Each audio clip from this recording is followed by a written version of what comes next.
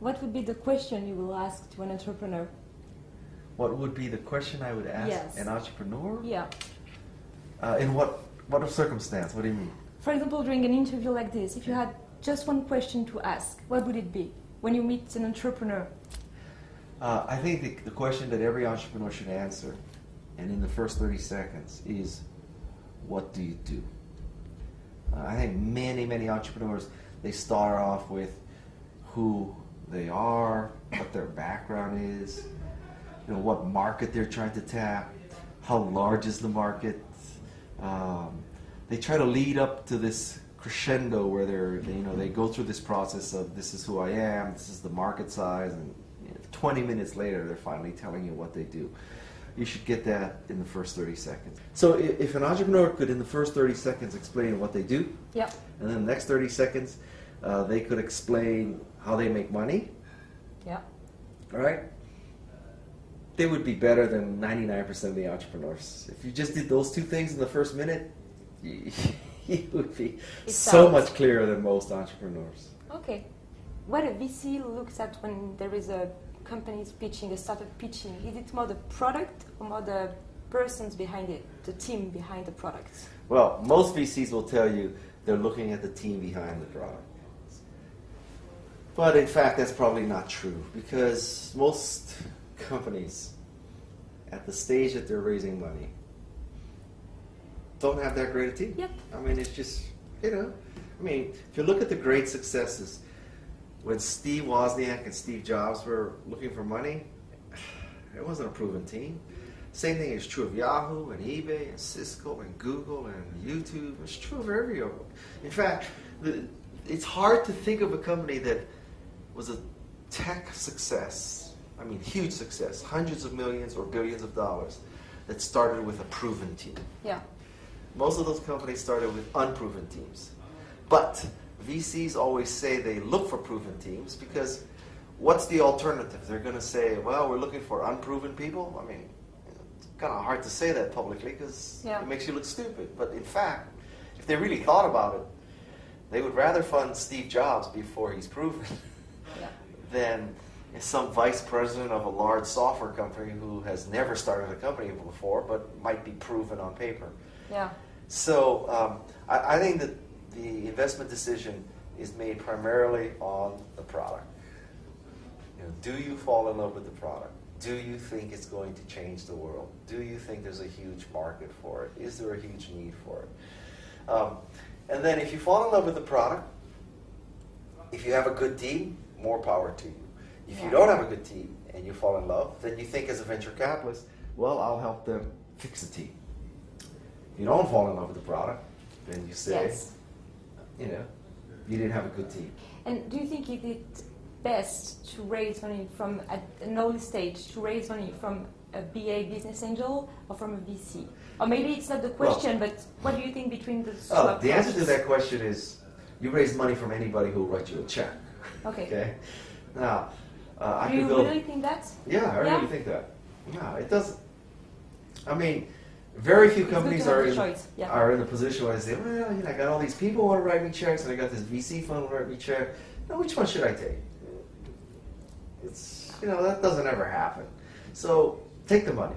Having said that, I'll tell you that I think you should push off raising money from anybody as long as you can, because the longer you wait, the better your valuation. The longer you wait, the stronger your company will be. Yeah.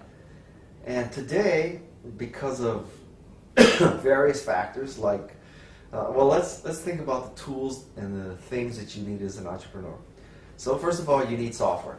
Yeah. Well, with open source, basically all software is free, more or less. Yeah. If you came to a VC and you said, I need $1 million to buy software, you're clueless. Yes. Right? You're just clueless. Yeah. Okay. So the tools are free. The marketing is free. Just regarding the tools, you've got BSpark program, which make the software free. Yeah, exactly. You have BSpark, right? Yeah. So that makes it cheap or free, right? Yeah. So you got BSpark, you got open source, life is good. Tools. Marketing. You use bloggers, Facebook, Twitter, MySpace. Marketing is free. Yeah. People. With the recession, lots of unemployed people. People are free. or cheap. Yeah. But certainly they're not expensive like before. Yeah. Okay? Infrastructure. Before you had to buy servers at 5,000 euros per server. You needed a room full of them. You needed one location in Paris, but then in case there was an earthquake or a fire in Paris, you needed one in, I don't know, Amsterdam, and you needed one in Texas. You needed 3 locations, so you'd have worldwide, redundant servers. Now, you call up Amazon, call up Rackspace, this is in the US, I'm sure there's things here, and you put your thing in the cloud. Yeah. Right? Call Microsoft, put it in the cloud. Yeah. That's it. So now you're paying 1,000 euros a month. You have terabytes and terabytes of storage and data. Life is good. So now the infrastructure is cheap, people are cheap, tools are cheap, marketing is cheap, everything is cheap. Yeah. So you need less money to start a company today. I wish I could tell you that sales were easy too, but it's not. But the cost side of starting a company is much less than it used to be. And evangelists are free to Yeah. sell the product. True. So, life is good. I mean, it's much cheaper. Yeah. And what are you doing now? So Most of my efforts are Yeah. on my company, Alltop. Yeah. Alltop is a how website. is it running? I'm sorry? How is it running? It's doing, I would say it's doing okay. It's not doing great. It's not doing fantastic. It hasn't tipped yet. Yeah. It's not doing bad. We're getting pretty good traffic, but not enough traffic to be a business yet. What Alltop is, you should think of it as an online magazine rack. Yeah. And what we do is we aggregate news by topics. We have about 800 topics. It goes from A to Z. We have France.alltop, we have venturecapital.alltop, we have innovation.alltop, startups.alltop, wine, food, baseball, soccer.alltop. And so what we do, we believe that there's an information overflow. Yeah. And the problem with the information overflow is filtering. How do you, if you go to Google and you type the word travel in, you'll get almost 1 billion matches. The first 5 or 10 pages of the results of the keyword search travel is discount airfares. Yeah. Okay, so to put it mildly, typing in travel into Google is not very useful if you want to find out about travel.